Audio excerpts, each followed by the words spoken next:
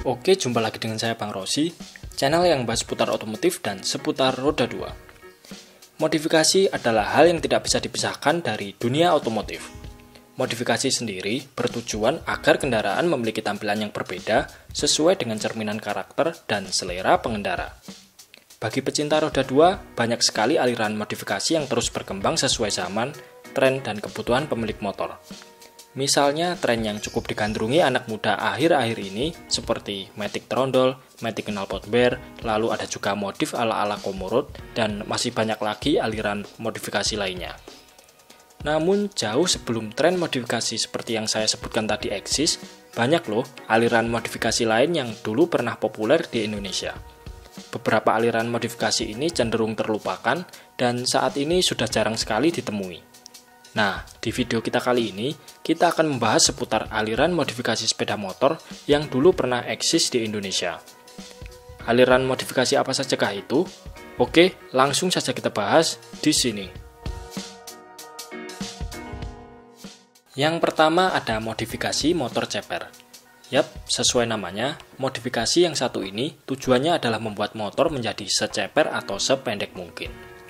Tren modifikasi ceper ini sudah ada sejak akhir tahun 90-an dan mulai booming di Indonesia pada tahun 2000-an awal.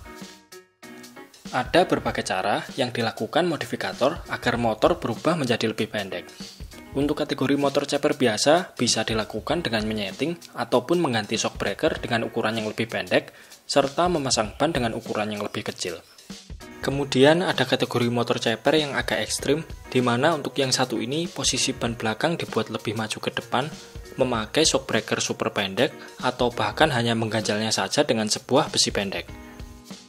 Lalu yang terakhir ada kategori motor ceper ekstrim, di mana untuk kategori ekstrim ini ban belakang diposisikan lebih maju, hampir mepet ke bagian mesin, atau terkadang dibuat juga rangka tambahan khusus.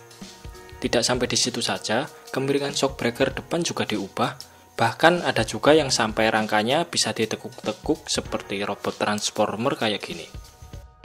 Inti dari modifikasi motor ceper ini adalah semakin terlihat ceper, maka pemilik akan semakin bangga.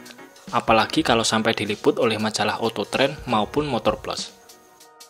Saking ramainya modifikasi motor ceper di kalangan bikers tanah air, pada tahun 2005 sempat juga dibentuk IMCI atau Ikatan Motor Ceper Indonesia sebagai wadah bagi pecinta motor ceper di seluruh wilayah Indonesia. Meskipun penggemar motor ceper saat ini sudah tidak seramai dulu, komunitas ini sebagian masih aktif sampai sekarang. Ada beberapa alasan kenapa aliran motor ceper ini kurang begitu disukai. Di antaranya adalah motor ceper kurang nyaman ketika dikendarai karena suspensi tentu saja tidak bisa bekerja secara maksimal. Pengendara juga agak ribet, di mana harus hati-hati saat mengendarai motor ceper.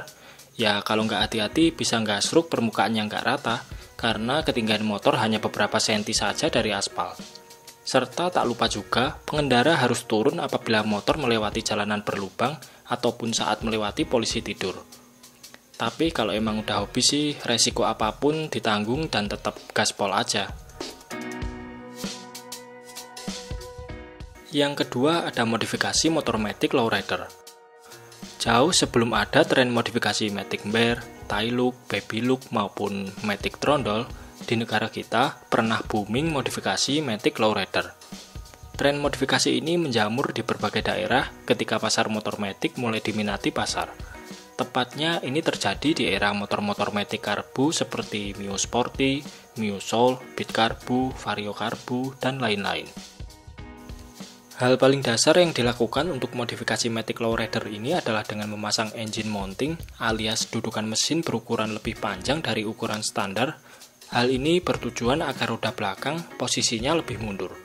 Selain ubahan pada engine mounting, opsi lain modifikasi ini adalah mengubah kaki-kaki menggunakan velg tapak lebar dan ban berukuran gambot.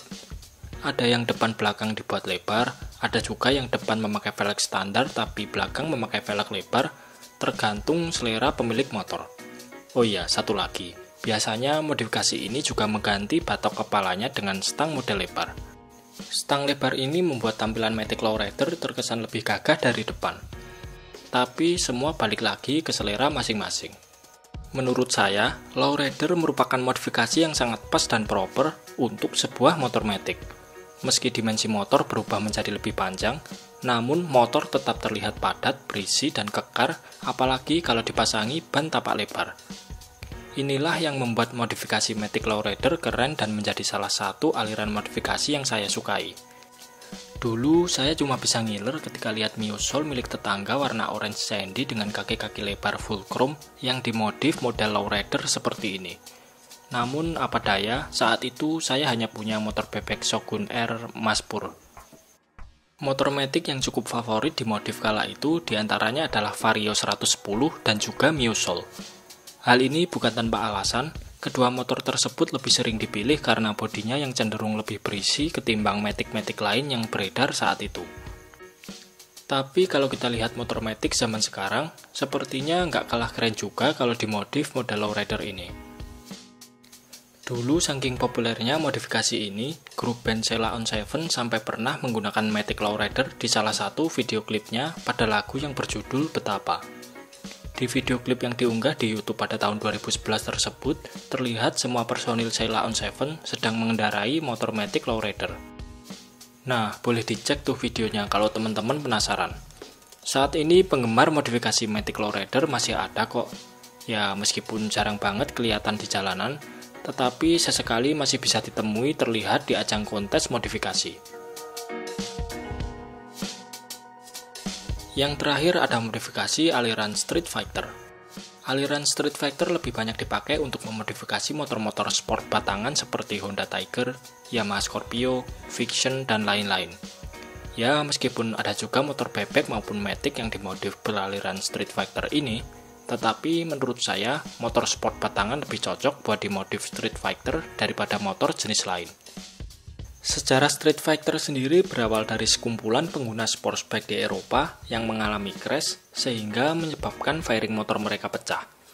Karena harga fairing satu set mahal, mereka mengakali hal tersebut dengan modifikasi ringan, yaitu dengan mengganti stang, memasang headlamp, dan melepas bagian bodi yang rusak. Motor yang sebelumnya full fairing pun seketika berubah menjadi motor naked yang berpenampilan kekar.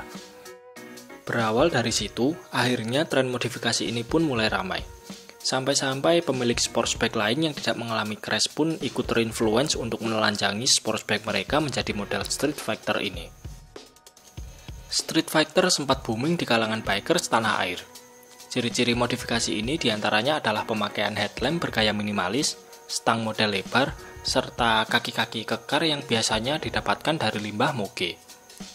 Untuk penggemar Street Fighter yang cukup ekstrim, biasanya mereka juga memangkas jok belakang menjadi model single seat dengan bentuk yang lebih minimalis, atau yang pengen tampil hedon bisa juga memasangi lengan ayun belakang memakai model mono arm.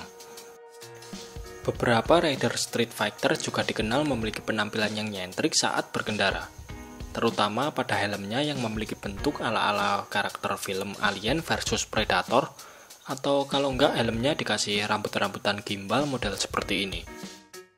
Pecinta Street Fighter sampai saat ini masih ada kok. Oh iya, aliran Street Fighter di Indonesia dikenal juga dengan sebutan Minor Fighter.